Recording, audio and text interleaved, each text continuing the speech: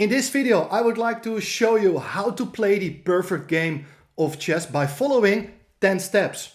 And I see you're thinking, the perfect game, that's something which you have never heard of before, it doesn't exist, or it's simply impossible. Well, that's something I also thought for a long period of time, until I play the following game. And I will invite you to watch the entire video, drop any comments, make sure to subscribe to the channel. And I would like to hear from you if you think this game is really the perfect game or not. I'm playing with the white pieces and it's in Cuba 2017 in the Capablanca Memorial, and I'm playing with white against a local player rated 22-34, around 200 points lower rated than me, and it starts off with the London system. So it's d4, d5, bishop f4, and I think the first step is to start a game really well by following the golden rules. Placing a pawn in the center, developing the minor pieces, and bring your king into safety. So we do it as follows: knight f6, e3, c5, knight f3, knight c6, knight bd2, e6, c3. I think this is already a very nice setup for white, with pawns being placed on the dark squares, and you can see that the bishop on f4 is outside the pawn chain. If you compare it, if it would have been on c1, things would not have been that nice. Now all white's pieces are ready to start the game in a good way. Black is going to play the move bishop d6, and now I decided to play here the move bishop g3, which in my opinion is a good move. I don't mind to see the exchange of bishops, but I would rather see black going for this exchange, as I would be able to recapture with the h-pawn so that the h-file for the rook will be opened. Therefore black doesn't take on g3, castled kingside here, and now in most games you see here the bishop going to be developed to d3. That's a perfectly fine move, but instead I played here the move bishop b5, which is a very tricky idea, as my idea is to double the pawns on the c-file, following up by queen a4. There are some ideas to put some pressure on the queen side, and particularly that bishop on c8 is not a great piece. And black has some difficulties to deal with that, because for instance, if you decide to protect the knight with queen c7, then I'm able to take on c5, and black is no longer able recapturing with the bishop, as that will drop the queen. Also, protecting the knight on c6 with the move bishop d7 cannot be recommended, as I will take the bishop on d6. So therefore my opponent decided to play here the move knight e7, but obviously the knight isn't that well placed on e7 if you compare it to the more active square c6. So now I thought, okay, my bishop is not doing that much on b5 any longer, and I decided to drop back to d3. I think the bishop is doing pretty nice here, and it doesn't matter that I spent 2 moves getting to d3 with my bishop, because black also wasted another move with that knight going from c6 to e7. So black decided to take on d4, and I recapture with the e-pawn. I think interesting moment, because I would like to create an imbalance in the pawn structure. I think that will actually help me to build up an attack later on. Black goes b6, I castle kingside. So here, around this point, my opening has been completed, my development.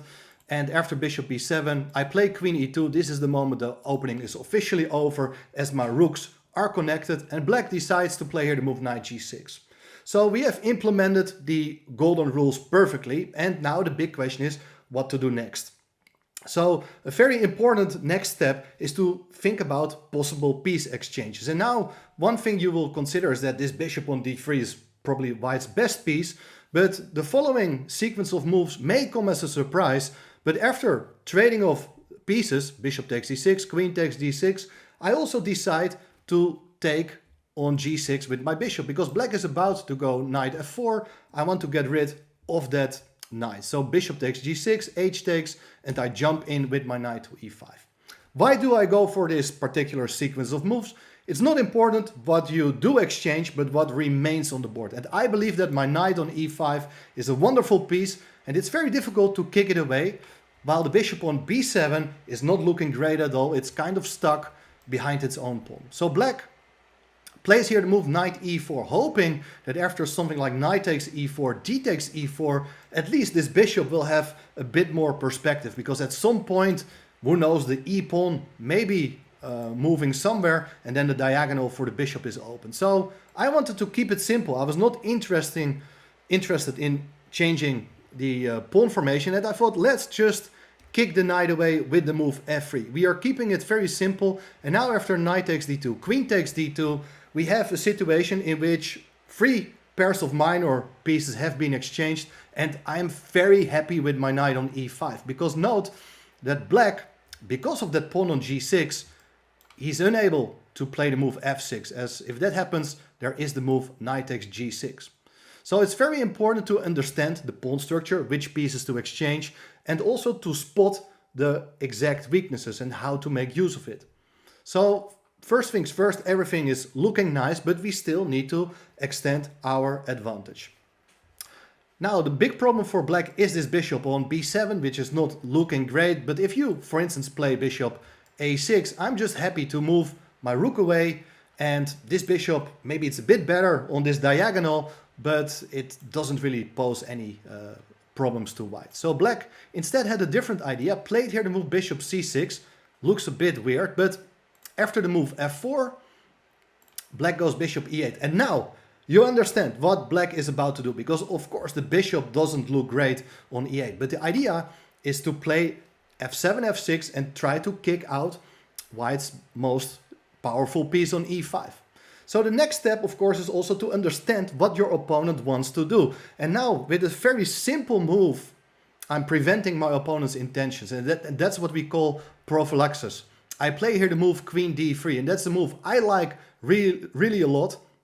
Because if you do play f6, there is knight takes g6, and the queen protects the g6 square one more time. White is winning a pawn. That means that this entire plan of black of rerouting the bishop to e8, preparing f6, has just been prevented. Very simple, effective strategy which you can apply in your own games as well. Black played here the move queen e7, and now the next step, and I think a very important one, is that now you start to look for ways how to build up the attack. And there are a lot of interesting moves, and I'm not going to say that one move is stronger than the other, but definitely the move I played in the game perfectly fits in the spirit of playing sound positional attacking chess. As I play here the move rook a e1, and before doing anything else, I want to make sure that all my pieces are joining the attack. All the pieces, they need to join the game, participate, and support each other. Black goes for the move queen f6, and now I was thinking, hey, my opponent wants to go queen f5, offering the exchange of queens. And therefore, I thought I'd play the move g4. This is the kind of move you always have to think about twice. Because normally, pushing a pawn in front of your king is always kind of double-edged, risky idea. But here, I believe it's absolutely justified. Because the center is closed and black's pieces are unable to make use of the weakened white king. And of course, my own pieces are very nicely placed, ready to support the king whenever is needed. Black goes for the move a6. Always try to understand what your opponent wants to do. Bishop b5, trying to win the exchange, is one idea. Therefore, I play here the move queen to g3. And if black would play here the move bishop b5, which was not played in the game, my idea was to go rook f3. And here we understand that given some time, my plan here is try to make use of the weakened king side, because black's pawn is no longer on the h-file. My plan is to go g5. Followed by queen h4, rook h3, and mate on the h-file is unavoidable. It's a very simple plan, but very difficult to meet. So that's also part of the plan. Try to understand what the weaknesses are and how to take advantage of it. Therefore, my opponent didn't want to allow this move g5. Played here the move g5 himself, and also now I have a small advice, because people see, hey, black is intending to take, I can do something myself. And true, there are various interesting moves, but whenever you're on the offensive side, it does make sense to maintain the tension. So I played here the move rook e3, rather than just capturing myself on g5, which is absolutely fine, but I like the move rook e3. This rook is going to join the game along the third rank, and now after g takes f4, the other rook recaptures on f4, and both rooks are ready to join the attack as well. Black played queen g5, and now another very interesting moment, as I think the move h4 is a very good move. I considered it, but I didn't play it. Instead, I played here the move rook ef3, and with this move, I'm setting a small trap because you understand that now there's no longer a pawn on g6. Finally, black is allowed to play here the move f6 again.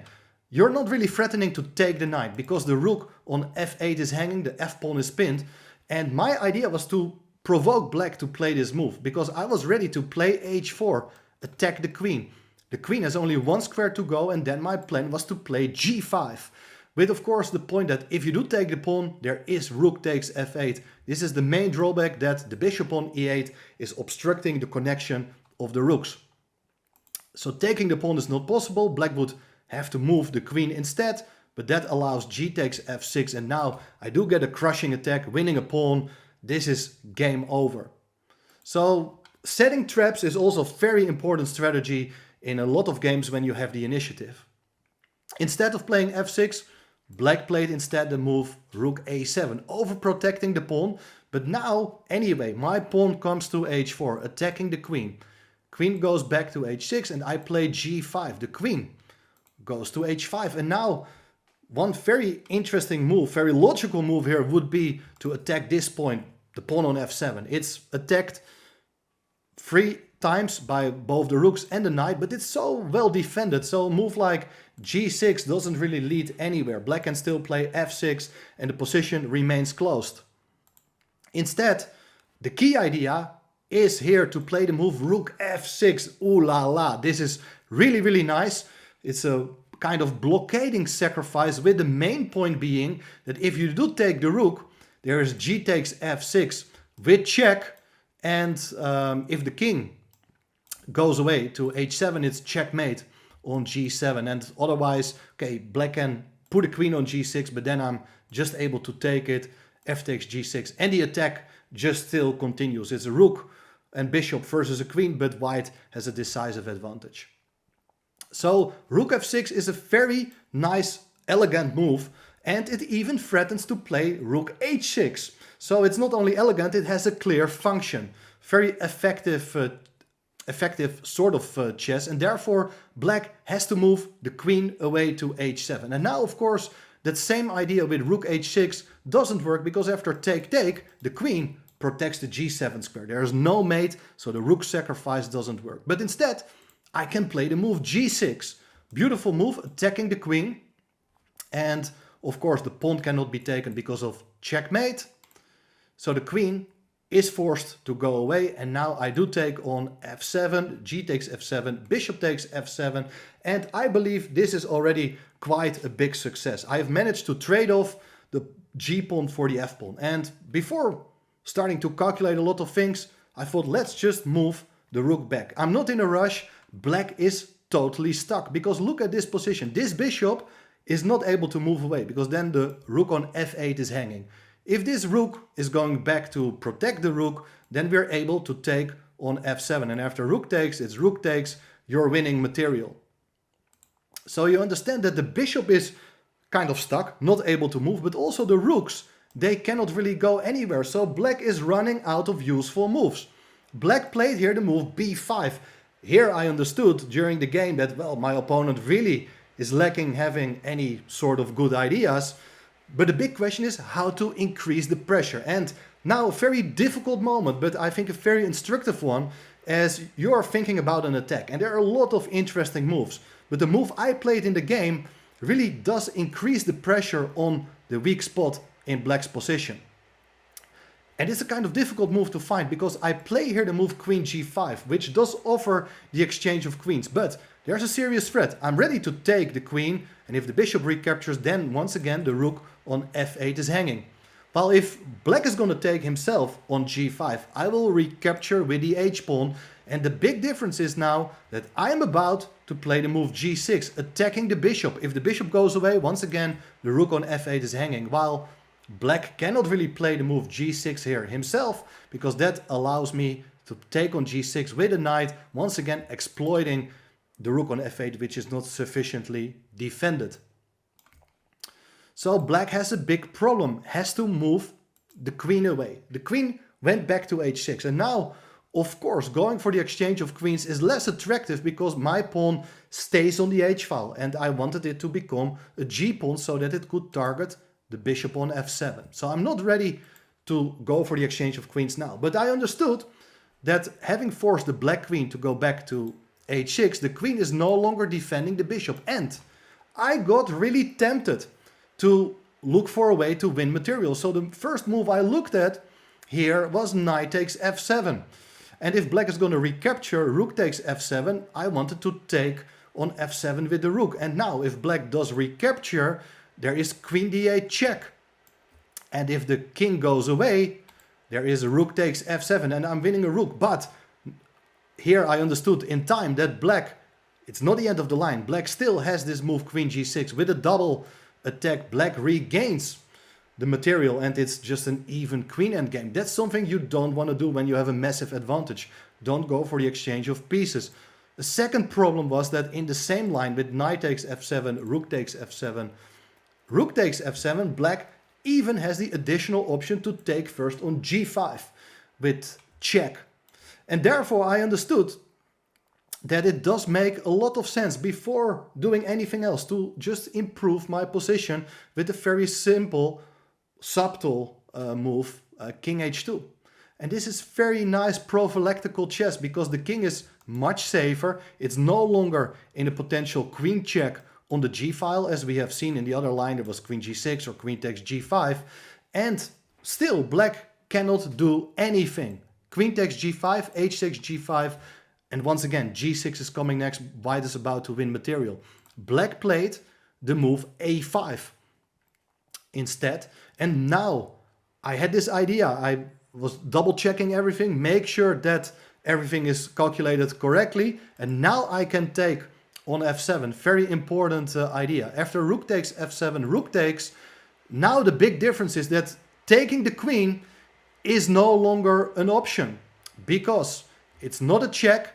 And it means that I have the move, I have the move rook takes f8 with check. And after the king goes away, I take the queen, I'm 2 rooks up, game over. Another important idea, which I forgot to mention, is that after knight takes f7, here also there is no time for black to trade off queens because I do recapture with a knight and I emerge with an extra piece. So rook takes f7, rook takes f7, it's all forced. Queen takes g5, we have seen. Rook takes f7 was played in the game. And now I can play the move queen d8 check, king h7, rook takes f7. And now you see the big difference. Had my king still been on g1, there would have been the move queen g6 with a double attack. Black would regain the material. Now, the only thing black can still try, and this is something I had to calculate during the game as well, is the move queen d2, because you don't want to liquidate into this sort of endgame with an extra rook if black will be unable to force a repetition of moves with a perpetual. So I played king g3, I'd calculated everything, and after queen e1, king g2, queen e2, rook f2, the rook comes back to help in defense, very nice move, queen g4 check, and I had seen that king h2 is a good move. All the checks are over because the pawn on h4 cannot be taken, the queen on d8 even works backwards, it's protecting the pawn on h4, the checks are over, I'm a rook up, and here my opponent just resigned. So in my opinion, this game came very close to perfection, and of course it takes two to tango. It was also made possible thanks to the moves my opponent played in this game, but I'm very happy with the quality of this game, and I hope that with all these rules of thumb, these guidelines, you're able to play a very good opening. You know how to build up a nice position, look for the right exchanges, think about prophylaxis measures, think about how to attack the weak points in your opponent's position, and to combine all these aspects that will enable you to build up a very nice game and outplay your opponent in a convincing manner. I hope you enjoyed it. Please give it a like, and of course don't forget to subscribe. Thanks for watching and see you soon again.